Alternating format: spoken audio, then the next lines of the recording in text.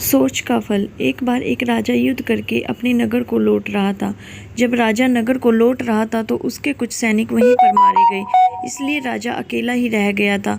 राजा बहुत ही परेशान और थका हुआ था। राजा जैसे ही अपने नगर में प्रवेश करने वाला था तो उसे रास्ते में एक खेत पड़ता था जिस पर एक किसान काम कर रहा था। राजा उसके पास गया और कहने लगा कि मुझे भूख लगी है, क्या तुम्हारे पास कुछ खाने को है? किसान राजा को नहीं पहचान पाया और राजा भी मैं किसान को यह नहीं बताया कि मैं इसी नगर का राजा हूँ। किसान ने उसे एक दुखी और परेशान आदमी समझकर उसके भोजन के लिए अपने बाग से आम की व्यवस्था। जब राजा ने आम खाए तो उसे बहुत ही आनंद आ गया और सोचने लगा कि यह तो बहुत ही मीठे हैं आम हैं। किसान बड़ी मेहनत करके अपनी खेत में अच्छी फसल उगा पाता है। फिर राजा ने किसान से कहा कि क्या तुम्हारे राजा लगान लेते हैं? इस पर किसान ने कहा वह लगान लेते हैं, बहुत ही थोड़ा लगान लेते हैं।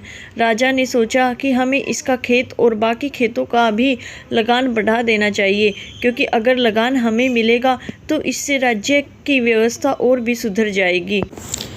और यही सोचते सोचते राजा आराम करने लगा और वह सो गया। जब राजा उठा तो उसे लगा कि थोड़ी सी भूख उसे लगी है। इस पर उस किसान से कहा कि क्या तुम मुझे थोड़े से आम और लाकर दे सकते हो? किसान आम लेने चला गया। जब किसान आम लेकर वापस आया तो राजा ने जैसे ही आम को चखा तो आम थोड़े से खट्टे थे। राजा ने कहा जब पहले आप आम लेकर आए थे तो वह बड़े मीठे थे और अब भी हैं, अब के जो आम हैं वो खट्टे क्यों हो गए? किसान ने कहा कि जब हम कोई भी फल खाते हैं तो हम उस फल को जिस विचारधारा से खाते हैं वह हमें वैसा ही लगता है।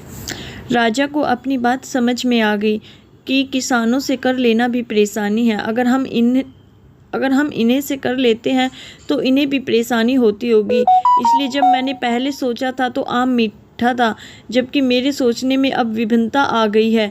इसी वजह से मुझे आम खट्टे लग रहे हैं। अब राजा को अपनी गलती का एहसास हो गया। तो फ्रेंड्स, आशा करती हूँ आपको ये स्टोरी अच्छी लगी होगी और समझ आई होगी कि कैसे हम अपनी सोचने से अपने फल को निर्धारित कर सकते हैं।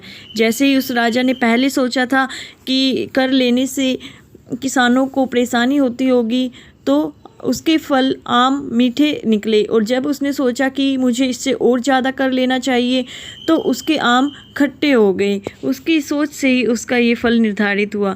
तो फ्रेंड्स, मिलते हैं एक और इंटरेस्टिंग स्टोरी के लिए। तब तक के लिए खुश रहिए, मस्त रहिए। धन्यवाद।